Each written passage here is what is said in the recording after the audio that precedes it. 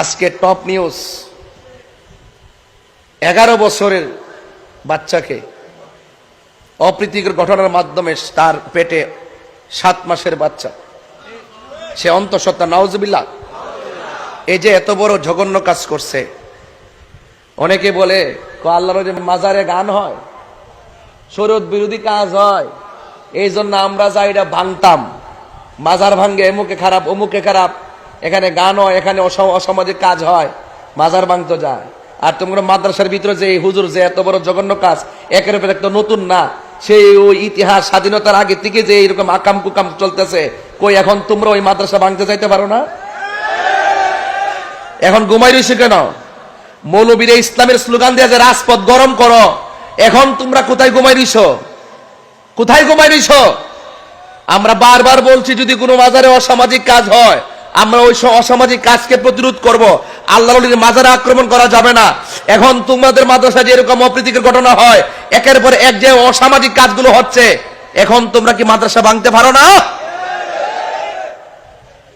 Error ইতিহাস জাতি এখন দেখতেছে, ছিছি দিতেছে।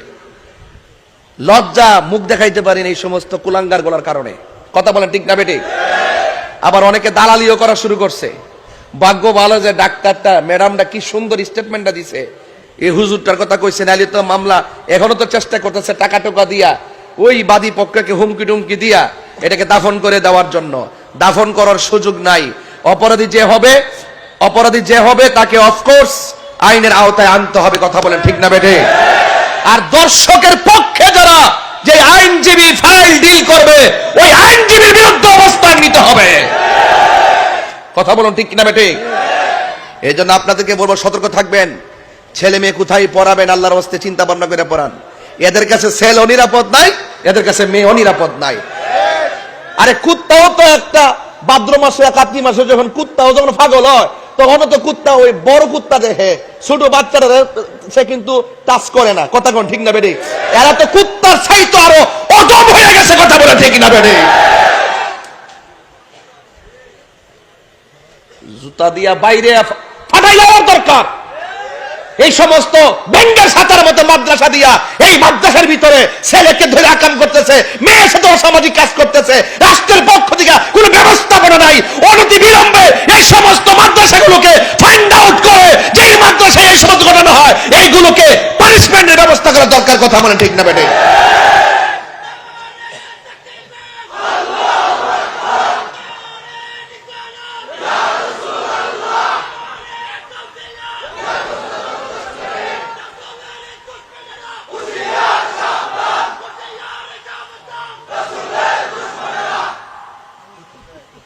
আমার কথা পরিষ্কার, আমার কথার মধ্যে কোনো ফাঁক যোগ্য নাই। কে কি কইব না বলবে এটা শোনার টাইম তাহেরিন নাই। এটা পরিষ্কার কথাই। তাহেরে হুজুর যে কথাগুলো বলছেন, এগুলো আমরা বহুদিন ধরে বলতাম যে আলেমদের ভিতর থেকে, অথবা যারা ইসলামিক জগতের ফেস, সে আলেম হইতে হবে তা না। অনেকে বলেন যে আবু তহা, আদনান এসব বোকাচোদারা তারা কেন এত ফোকাস পায়, ওদের পড়াশোনা কোথায় ইত্যাদি। এটা পয়েন্ট না যে তাদের পড়াশোনা কোথায়, তারা কোন মতবাদের লোকজন। ইসলামিক জগতের ফেস যারা, তাকে অমুক মাঝহাব দেখতে না পারুক, তমক গোত্র দেখতে না পারুক, সেটা কিছু আসে যায় না। ইসলামিক ফেসদেরকেই এইটা নিয়ে প্রথমে কথা বলতে হবে। যেমন নাস্তিকদের মধ্যে কেউ বিটলামি করলে, বাটপারি করলে, সবার আগে নাস্তিকদের কথা বলতে হবে যে দেখো আমার মধ্যে বাটপার আছে, এই যে বাটপারগুলো বাটপারি করতেছে, সেটা অনেক দাম থাকে। বাঙালিদের মধ্যে বালছাল করলে বাঙালিকে কথা বলতে হবে যে বাঙালিরা বালছাল করতেছে, এই তোমরা যে চাকমাদেরকে মারতেছো গিয়া, এগুলো বলতে হবে বাঙালিকে। চাকমারা এসে প্রতিবাদ করলে হবে না। সে তো বলবে যে, তখন বাঙালি বলতে পারবে যে your word versus my word, তোমরা তো বলবাই। তো এই জন্য যখন মাদ্রাসার হুজুর, যখন দাড়িওয়ালা, টুপিওয়ালা, পাঞ্জাবিওয়ালা লোকজন যখন বাটপারি করবে, ধর্ষণ করবে, এত বেশি পরিমাণে করবে যে আমি একদিন রাতে বসে 3টা ঘন্টা, মানে তখন আমি প্রচণ্ড রকমের টায়ার্ড, এমনিতে এই পুরো সপ্তাহটা আমার জাহান্নাম গেছে, অনেকগুলো কাজ করতে হচ্ছে। এর মধ্যে আমি ওই ভিডিওটা পোস্ট করছি প্রথমে, যেটা হচ্ছে ধর্ষণের ব্যাপারটা কিভাবে হচ্ছে মাদ্রাসাতে, সেটা নিয়ে একটা ভিডিও পোস্ট করছিলাম। করার পরে আমি আমার কাজে ফেরত গেছি। মনে হয় মানে জাস্ট ইলাস্ট্রেটরে বসে বসে আমি ইমেজ বানাচ্ছি, এই যেটা ফখরুল ভাইকে যে দেখাচ্ছিলাম যে ইমেজ বানাতে হচ্ছে আমাকে এখন পেপারের জন্য। 40টা মিনিট কাজ করতে পারি নাই। দেখি যে আমার ওই পোস্টের তলায় এসে কমেন্ট করা শুরু করছে কি, বিভিন্ন ধরনের ছবি পোস্ট করতেছে, স্কুলে এটা হয়েছে, কলেজে এটা হয়েছে, বিশ্ববিদ্যালয়ে এটা হয়েছে, এরকম ছবি কটা করলো, 10-12টা ছবি পোস্ট করলো। তো এখন মানে বিভিন্ন সময়ের খবর আর কি। তো মেজাজটা হলো খারাপ যে এখন একটা জিনিস দিয়ে কথা হচ্ছে যেটা মাদ্রাসার এই ইস্যুটা কিন্তু পারসিস্টেন্ট, অনেক দিন ধরে হচ্ছে, এবং সেটা নিয়ে কথা বলতে গেলেই তারা 10-12টা স্কুল কলেজের যে ধর্ষণের ঘটনা ঘটছে সেগুলো নিয়ে হাজির হয়ে যাবে। তো তখন আমি রাগের চোটে, তখন রাত বাজে মনে হয় 2টার মতন, তখন রাত 2টা থেকে রাত 5টার মতো বসা আমি জাস্ট এক সিটিংয়ে বসে একটা এরকম রেপ ম্যাপ বানাইছি। রেপ ম্যাপটার মধ্যে প্রত্যেকটা, যেটা আমি খুব সহজে বলি কী করছি, আমি প্রত্যেকটা জেলার নাম ধরে সার্চ করছি, মাদ্রাসা লিখছি, ধর্ষণ লিখছি, খবর আসছে, খবরটা পড়ে নিশ্চিত হয়েছি যে খবরটা ভেরিফাইড কিনা, জায়গাটা ভেরিফাইড কিনা, ওভাবে আমি জায়গাতে পাঠাইছি। এভাবে আমি 3 ঘন্টাতে বসে 62টা জেলা পাইছি, 2টা জেলা পাই নাই। 2টা জেলার মধ্যে ধর্ষণের ঘটনা পাই নাই, মাদ্রাসা শিক্ষক দিয়ে মাদ্রাসা ছাত্রকে। সো হইতে পারে 2 জেলার লোকজন ভালো। এখন এই 62টা জেলা আসলো থেকে মাত্র 3 ঘন্টা বসে কি সবার সেই এমন ক্লান্ত ঘুম লাগতেছে, এর মধ্যে 3 ঘন্টা বসে এই মাদ্রাসায় বাংলাদেশের এই প্লট বের করা গেছে। এটা হচ্ছে আপনার reality. Bangladeshi school college university প্রত্যেকটা জেলাতে আছে, উপজেলাতে আছে স্কুল। এত পরিমাণে দেখছেন স্কুলে হচ্ছে ধর্ষণ হয়। বাংলাদেশে ওই 10-12টা হয়েছে, সে পুরো দেশে 10-12টা হয়েছে। আর দেখেন আপনাদের প্রত্যেকটা জেলায় প্রত্যেকটা উপজেলায় আপনাদেরকে এটা চোখে দেখানোর জন্য এই জিনিসটা আমি বানাইতে বাধ্য হয়েছি সেই দিন। এখন তাহারি হুজুর যেটা বলতেছেন সেই কথায় আসি, যে তাহারি হুজুর যে বললেন যে তোমরা মাদ্রাসা ভেঙে দিতে তো যাও না। এখন উনিও জানেন, আমিও জানি মাদ্রাসা ভেঙে দিতে আমরা চাই না, আমরা এসব ভাঙচুরের রাজনীতি করি না, আমরা এসব ভাঙচুরের সমাধানের দিকেও হাঁটি না, কারণ ভাঙচুর কোনো সমাধান না। আপনাকে মাদ্রাসা বন্ধ করতে হবে, কিন্তু ভাঙচুর করলে আপনি দেখবেন যে এরা সিম্প্যাথি কার্ড খেলবে। আমি এদেরকে হারে চিনি, মুসলমানদেরকে আমি হারে চিনি। এই মুসলমানরা কি করবে, আপনি তার দিকে একটা ফুল ছুঁড়ে মারবেন, তারা কানতে বলবে যে আমাদেরকে ইসরায়েলিরা এত মারছে ভাই, এত মারছে, আমরা কি করছি, কিছুই করি নাই। অথচ তারা কিন্তু ভয়ানক কাজ করে ফেলছে।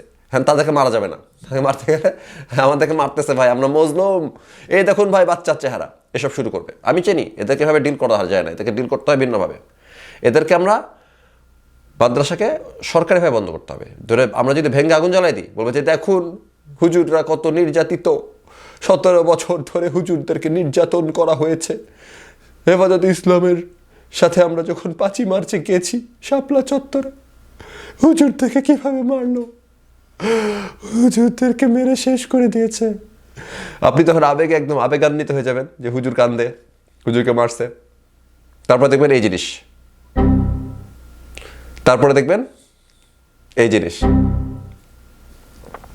যে নাস্তিক পেলে খুন করে ফেলতে চায়, যেহেতু সে একজন এথিস্ট, তাকে তাহলে খুন করে ফেলতে হবে। এই বইলা তুমি শাপলা চত্বরে গেছো, পুটকি দেওয়া যে কামানের নল ঢুকায় দেয় নাই, এই জন্য আলহামদুলিল্লাহ পড়ো হুজুরের দল। সেটা গেল, আমি জাস্ট উদাহরণ দিতেছি যে এরা কিন্তু এই ধরনের পলিটিক্স করে। গেছে ওইখানে যা কয় কি, ওই দাবিগুলো পড়ছেন, ওই দাবি পড়া মানে আফগানিস্তান তো হবে, বাংলাদেশের নিচে চলে যাবে। ওরা যে দাবি নিয়ে 5 মার্চ মেয়েতে গেছিল শাপলা চত্বরে, তাতে করে ওরা হচ্ছে একদম তালিবানদের থেকেও খারাপ একটা দেশে আমরা বোঝা যেতাম। সেই দাবি নিয়ে চোদনামি করতে গেছে, সেই চোদনামি করতে যাওয়ার পরে তাদেরকে বাটাম দিয়ে বের করে দেওয়া হয়েছে। সেটা নিয়ে তাদের কত কান্নাকাটি যে না রে ভাই আমরা মজলুম। এখন মতো বলে হুজুরদের মজলুম, হুজুরা মজলুম ছিল না সেই রাতে হুজুরা মজলুম ছিল না। আরেক দল পণ্ডিতরা এসে বলে কি যে আরে ভাই ওরা তো এটা শুধু লিখছে, ওরা কি কাউকে মারছে।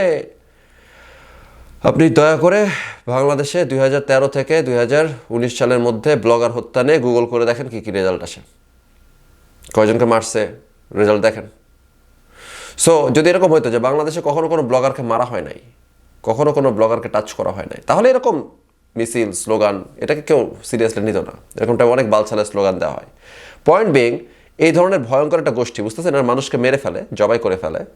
এরা মানুষকে জবাই করাকে সেলিব্রেট করে, দলে দলে গিয়া ব্যানার নিয়ে দাঁড়ায় থাকে, এবং অনেক সাধারণ মানুষজন আছে তারাও এগুলোকে সেলিব্রেট করে, আমি জানি। তা আপনারা সবাই তো আফগান আইএস মনোভাবের লোকজন, এবং এই যে আপনারা এগুলো করেন, এরপরে যদি আমি একটা পাল্টা থাপ্পড় মারি, চিৎকার করে কেঁদে উঠবে যে হুজুর দাড়িওয়ালাকে মারছে, টুপিওয়ালাকে মারছে, তো তোরে মারবো না তো কি করবো আমি, তোর গড় মধ্যে থেকে কামানের নল যে ঢুকাই দেয় না শেখ হাসিনা, সেজন্য খুশি থাক। সেটা তো বলতে পারতেছি না আমরা এখন, কারণ কি কানতেছে, বলে কি আমরা বিচার নিশ্চিত করব। আচ্ছা, শাপলা চত্বরে মিসকন্ডাক্ট হয়েছে সেভাবে কিন্তু বিচার করতেছেন না, আপনারা করতেছেন গণহত্যা হয়েছে কিনা। গণহত্যা তো পান নাই কিছু। এখন এই যে শাপলা চত্বর একটা ভালো উদাহরণ, এটা সামনে রেখে কথা বলতে হবে এই কারণে যে আজকে যদি আমি মাদ্রাসাগুলোকে ভেঙে দিই বুলডোজার দিয়ে, আজকে যদি মাদ্রাসায় গিয়ে আপনি আগুন লাগাই দেন, এইটা দিয়ে এই শুয়োরের বাচ্চারা আগামী 100 বছর পলিটিক্স করবে, বলবে কি আমরা এত নিরীহ ছিলাম, তালেবে এলেম ছিলাম, আমরা বাচ্চাদেরকে এলেম শেখাচ্ছিলাম, এই জন্য সেকুলার তাগুতি সরকারের সেটা সহ্য হয় নাই, তাই আমাদের মাদ্রাসাগুলোকে ভেঙে দিয়েছিল। সেই 2026 সালের কালো মাস, এটা কি মাস চলে, মে মাস, বাবা যে এই 2026 সালে শাপলা চত্বরে 13 সালে মে মাস ফিরে এসেছিল 2026-এ, এবং সেই মে মাসে আমাদের দেশের মধ্যে 68,000 মাদ্রাসা গুড়িয়ে দেওয়া হয়েছিল। এই কারণে গুড়িয়ে দেওয়া হয়েছিল কারণ ইসলামের কথা, আল্লাহর কথা মানুষের কাছে যাতে যেতে না পারে, এই কথা বলবে তারা 2067 সালে। 2067 সালে তারা মাদ্রাসা ভাঙা দিবস উদযাপন করবে। এ কারণে এদেরকে খুবই, এরা তো বদমাশ, তো এদেরকে এভাবে ট্রিকি ডিল করতে হয় যে এদেরকে আপনি মাজা ভাঙবেন না এভাবে, তাহলে এরা রাজনীতি করবে। বলবেন, মুখের ফাঁক দিয়ে বলবে না যে আমরা তার আগে কয়েক লক্ষ বাচ্চা ছেলে এবং বাচ্চা মেয়েকে ধর্ষণ করেছিলাম মাদ্রাসার ভেতরে, এই জন্য এরা রাগের চোটে মাদ্রাসা ভেঙে দিয়েছে, এই কথাটা সে বলবে না। হেফাজতকে আজকে বলতেছে, আজকেই দেখেন, খেয়াল করে দেখেন, এটা কিন্তু এই কারণে প্রাসঙ্গিক। হেফাজত যে 10 বছর আগে মাত্র, এরা যে 10 বছর আগে কুকুর বিড়াল মেরো না, নাস্তিক পেলে ছেড়ো না মাইন্ডসেট নিয়ে আসছিল, ওটা একটা পোস্টারে লিখছে, বাট ওইখানে উপস্থিত 100% লোকের মাইন্ডসেট ওইটা ছিল। এবং এই মাইন্ডসেট নিয়ে যে রাস্তায় আসছে, তার আগে পরে যে তারা ব্লগারদেরকে জবাই করে করে মারছে, এই কথাগুলো কি তারা বলে? এই কথাগুলো তারা বলে না। তারা কি দাবি নিয়ে আসছিল সেটা কি তারা বলে? বলে না। সেই দাবিটাকে এক্সপাউন্ড করা হয়েছে, বা ওই দাবিটাকে এভাবে তো বলা যায় না, দাবিটাকে দেখাতে চাওয়া হয় না জাদুঘরে। এই জন্য মামুনুল হক খেপে গেল যে এই দাবি দেখাইতে হবে।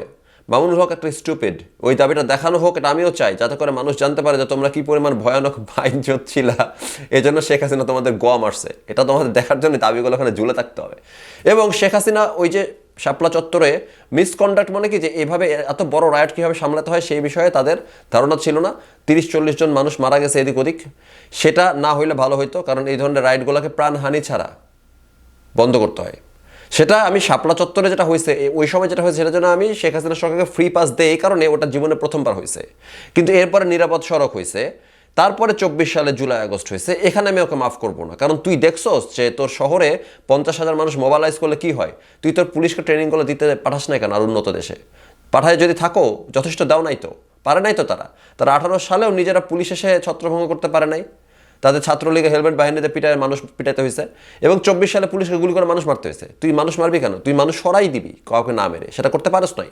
সুতরাং ওই দুইটা আমি ধরবো এই কারণে, কারণ হেফাজতের সেই জমায়েতটা বাংলাদেশ পুলিশের জন্য ছিল একটা চমকে ওঠার মতন জিনিস, যেটা কীভাবে ডিল করবো, এবং তারা সামহাও ডিল করছে। অবশ্যই মিসম্যানেজমেন্ট হয়েছে, 30 জন মারা গেছে।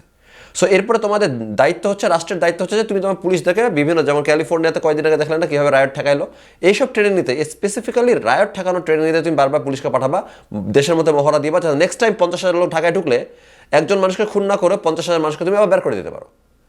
এই ট্রেনিংটা পুলিশ নেয় নাই কেন? আমি তারেক রহমানের পুলিশকে বলবো যে আপনারা দয়া করে এই পুলিশ বাহিনী এই দিকে মনোযোগ দেন, আপনারা দ্রুততার সাথে ট্রেনিংগুলোর ব্যবস্থা করেন। যে কোনো দিন দেশের মধ্যে আবারও 50,000 লোক নামবে, যে কোনো সময় নামতেই পারে, ন্যায্য দাবিতেও নামতে পারে, অন্যায্য দাবিতেও নামতে পারে। পুলিশের এটা দেখার বিষয় না, পুলিশের দাবি মানে পুলিশের দেখার বিষয় না যে তোমার দাবি ন্যায্য কিনা অন্যায্য কিনা। আপনি যদি চলাফেরার রাস্তার মধ্যে এসে ব্লকেট দিয়ে বসে থাকেন, পুলিশকে সেটা সরাইতে হবে। এটা জানে দেখেই তারা চলাফেরার রাস্তায় যে ব্লকেট দিয়ে বসে থাকে, কারণ ব্লকেট দেওয়া কোনো আন্দোলনের গণতান্ত্রিক মাধ্যম না। আপনি গণতন্ত্র এর নাম করে যদি একটা ইন্টারেস্টেডে যায় দাঁড়ায় থাকেন, এটা কোনো গণতন্ত্র না।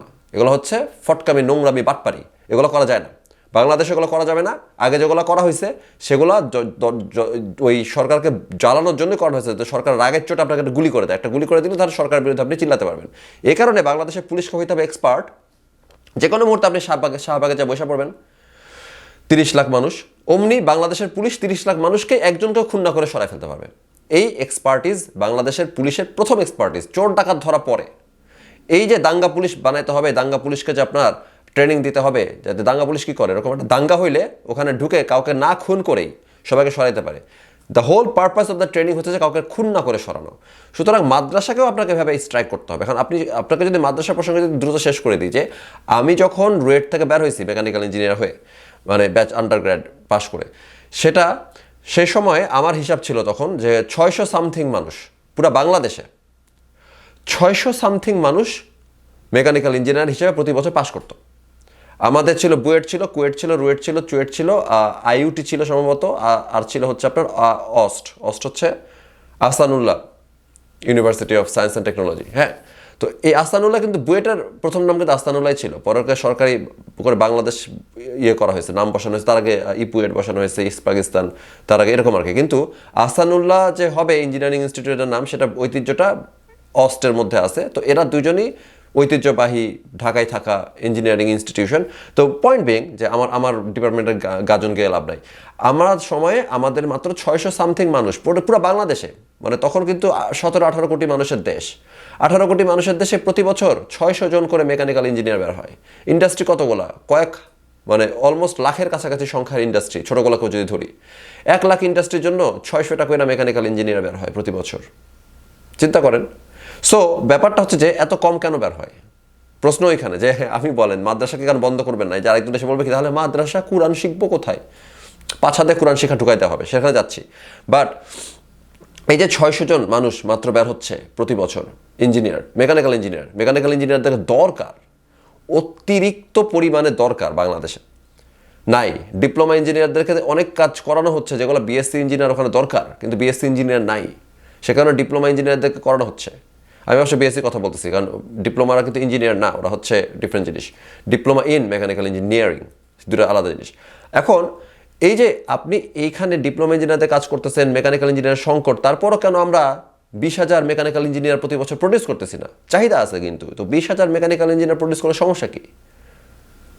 করা যাচ্ছে না, কারণ একটা মেকানিক্যাল ইঞ্জিনিয়ারিং ডিপার্টমেন্ট খুলতে যে ধরনের ল্যাব সেট আপ লাগে, যে কয়টা ল্যাব দিতে হবে, যে কয়টা জিনিসপাতি দিতে হবে, যে ধরনের সাবজেক্ট সিলেবাস কভার করতে হবে, যে ধরনের টিচারগুলোকে আপনাকে নিয়ে আসতে হবে, এই জিনিসগুলো করার অকাত প্রাইভেট ইউনিভার্সিটিদেরও নাই। মানে আছে, টেকনিক্যালি আছে, তারা চাইলে মেকানিক্যাল ইঞ্জিনিয়ারিং খুলতে পারে একটা ডিপার্টমেন্ট, যে কটা ল্যাব ইনভেস্ট করতে হবে, যে পরিমাণ টাকা ঢালতে হবে, সেই পরিমাণ টাকা উঠতে ওদের 100 বছর লাগবে।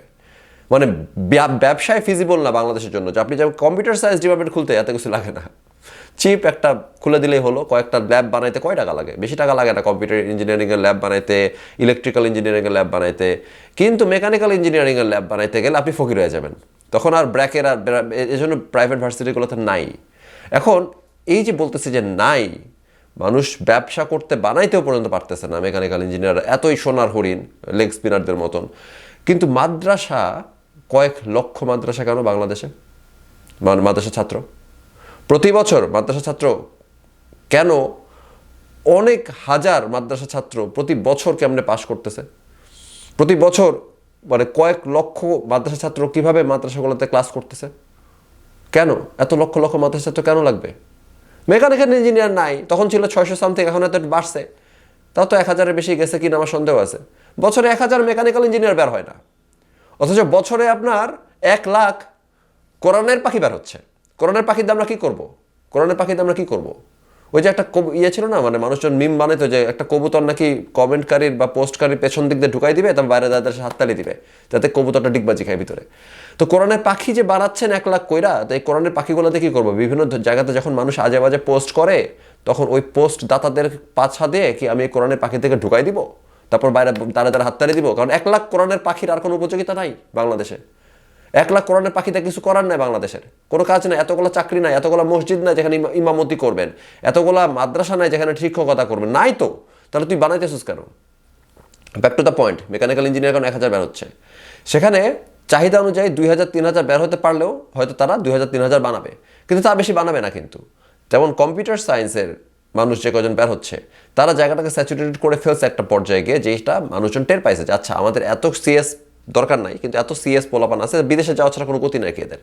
তো যখন একটা শিক্ষা প্রতিষ্ঠান খুলবেন, তখন তার সাথে একটা কানেকশন থাকে ইন্ডাস্ট্রিরও, যে ইন্ডাস্ট্রিতে যদি 3000 লোক লাগে, প্রতি বছর 3000 মেকানিক্যাল ইঞ্জিনিয়ার লাগে, আপনি বানাচ্ছেন 1000, আপনার টার্গেট থাকবে 3000-এর কাছাকাছি যাওয়ার বা 4000-এ যাওয়ার, কিন্তু আপনি 3000 ইঞ্জিনিয়ার লাগবে মেকানিক্যাল প্রতি বছর, সেজন্য আপনি কিন্তু 30,000 পাস করতে দেবেন না। সরকার এগুলো চেক করে, এগুলো হচ্ছে সরকারও মনিটর করে যে আসলে একটা বিষয়ের মধ্যে যদি 30,000 লোক লাগে, আমি 60,000 লোক প্রডিউস করবো না, তাহলে তো বেকার হবে ওই বাকি 30,000। ওই বাকি 30,000 কই যাবে? ওদেরকে তো চাকরিতে ঢুকাইতে হবে কোনোভাবে। এখন এই সব কথা যে বলতেছি এই কারণে যে যেহেতু কোরআনের পাখিদেরকে অন্য মানুষের পাশায় ঢুকানো ছাড়া তাদের কোনো উপযোগিতা আমি দেখতেছি না বর্তমানে, এতগুলো কোরআনের পাখি বের করে নিয়ে এসে, তাহলে আপনি কোরআনের পাখি প্রডিউস করতেছেন কেন? সুতরাং যখন আমরা টেকনিক্যাল আলোচনাতে আসবো তখন যেটা করতে হবে সেটা হচ্ছে যে এই মানুষগুলোকে আপনি চেক করে দেখবেন যে কারা কারা কারা হচ্ছে আপনার কোন কোন মাদ্রাসার মধ্যে কাজ হচ্ছে, সব কিছু মেনটেন করে পড়াচ্ছে, যেখানে পড়াবে সেগুলো মাদ্রাসাগুলো থাকবে, বাকি সব মাদ্রাসাকে আপনি সিলগালা করবেন। এবং এই কমিটিটা হবে চূড়ান্তভাবে অন ইসলামিক একটা কমিটি, মানে ইসলামের কেউ থাকতে পারবে না এই কমিটিতে। বাই দ্য ওয়ে, এখানে আমি চাই যে হিন্দু এবং নাস্তিকদের তৈরি করা একটা কমিটি এটা জাজ করতে বসবে যে কোন মাদ্রাসা থাকবে আর কোন মাদ্রাসা যাবে। কেন? কারণ মুসলমানদের মধ্যে বায়াস আছে। সে বলবে কি না না অমুক মাদ্রাসাটা থাকুক, অমুক হুজুরের সাথে আমার কথা হয়েছে, তমুক মনে হয়েছে, মেট্রিক্স দেওয়া হয়েছে, রুব্রিক্স দেওয়া হয়েছে, সে হয়তো ওটা ফলো করবে না। আমি বিশ্বাস করতে পারবো না। আমার নাস্তিক টাইপের লোক দরকার, আমার হিন্দু টাইপের লোক দরকার, যাদের মনের মধ্যে কোনো মাদ্রাসা নিয়ে আলাদা সেন্টিমেন্ট নাই, এবং তারা বৈশা বৈশা ঠিক করবে যে কোন মাদ্রাসা থাকবে আর কোন মাদ্রাসা যাবে। এই জিনিসটা করতে না পারলে আপনি এই মাদ্রাসার প্রবলেম সলভ করতে পারবেন না, এবং মাদ্রাসাদেরকে বন্ধ করতে হবে। এই 1 লাখ কোরআনের পাখিদের কাজ কি বললাম না, যে আমি কি মানুষের পাশায় ঢুকাবো তাদেরকে? আর তো কোনো কাজ নাই তাদের নিয়ে আমার। তাহলে যেহেতু তাদের নিয়ে আর কোনো কাজ নাই, তার মানে কোরআনের পাখির সংখ্যা কমাইতে হবে। এত পাখিদের কাজ নাই আমার, এত পাখিতে কোনো কাজ নাই বাংলাদেশের। সুতরাং কোরআনের পাখির সংখ্যা কমাইতে হবে। এই পাখিগুলো কি করে শেষ পর্যন্ত গিয়ে আপনার ব্যাঙের ছাতার মতন মাদ্রাসা খুলতে ভূমিকা রাখে। সেভাবে যাচ্ছে আমি একটা বাসা কোনো একটা কওমি মাদ্রাসা খুলে ফেলি, টাকা তো নাই, নতুন নতুন পাখি বানাই, নতুন কোরআনের পাখি বানাই। সো এরা এই কাজ করে, এবং এরা এইসব রাজনীতিতে অকাম কুকাম করে। কোনো কিছু একটা হয়েছে দাঁড়ায় যাবে, রাস্তাতে নেমে যাবে, ওই তাগুত সরকার, নাস্তিকের ফাঁসি চাই, এসব বালছাল করবে। কারণ কাজ কাম নাই তো। যাদের কাজ কাম আছে, 9 to 5 কাজ করতেছে, চাকরি করতেছে, ব্যবসা করতেছে, এদের টাইম আছে গিয়ে আপনি শাহবাগে যে বয়ে থাকবেন? এদেরও টাইম নাই। টাইম শুধু থাকে ছাত্রদের, যে কারণে ছাত্ররা আন্দোলন করে। কিন্তু হুজুরদের ক্ষেত্রে আমরা শুধু একটা পপুলেশন, আপনি কখনো দেখছেন একটা খুবই একটা কথা বলে শেষ করে দিই, ফুড ফর থট। রাস্তাতে যখন আন্দোলনের লোকজন নামে, প্রতিদিন রেগুলার র্যান্ডম আন্দোলন, যখন ইসলামিক লোকজন নামে, দেখবেন যে বুড়া চোদা সব লোক নামছে। দেখে বোঝা যাচ্ছে যে এদের বয়স 30-এর উপরে, 40-এর উপরে, 50-এর উপরে রাস্তায় নেমে আসছে। যখন নন ইসলামিক অর্থাৎ জেনারেল জামা কাপড় পরা, জেনারেল লাইনের পোলাপান যখন রাস্তায় নামে, তখন ওখানে কি দেখেন যে 30-এর উপরে, 40-এর উপরে, 50-এর উপরে লোকজন, তখন ইয়াং পোলাপান নামছে। কারণ কি এরা ছাত্র, এদের কাজ নাই, কাম নাই বাসার মধ্যে, এরাই আন্দোলন করবে। কিন্তু মাদ্রাসা রিলেটেড যে কোনো আন্দোলনের সময় বুড়ার দল রাস্তাতে নামে কেন? কারণ এই বুড়াদেরও কোনো কাজ নাই। এরা যেটা এই আলোচনা করলো না পুরোটা সময়, এটা হচ্ছে মানে মার্ক শেষে যে বলে না যে left hand side is equal to right hand side. এই রাইট হ্যান্ড সাইড হচ্ছে যে এই বুড়াগুলোরও কোনো কাজ নেই। এত কোরআনের পাখি বানাইছেন, বেকার কোরআনের পাখি, এদের সারাদিন ফাঁকা পড়ে থাকে, এত আরাম, দিনে 10 ঘন্টা কাজ করতে হয় না। এরা রাস্তার মধ্যে নেমে আসতে পারে, আন্দোলন করতে পারে, মিছিলের পর মিছিল যাচ্ছে। স্পেসিফিক্যালি শুক্রবার নামাজের পরে এই মিছিল যেতে থাকবে। শুক্রবার নামাজের পরেও আপনি এই জেনারেল লাইনের লোকজনকে পাবেন না, কারণ যারা ফুল টাইম জব করতেছে, একটা স্টেবল লাইফ লিড করতেছে, তাদের আসলে এত টাইম নাই যে নামাজের পরে গিয়ে আপনাদের সাথে আন্দোলন করে বেড়াবো 4-5 ঘন্টা। এই টাইম আছে এই আকাইম্মা জনগণের, যে আকাইম্মা জনগণকে প্রডিউস করছে মাদ্রাসা, এবং এই মাদ্রাসাগুলোকে আপনার বন্ধ করতে হবে। সবাই ভালো থাকবেন, আজকের মতন বিদায়।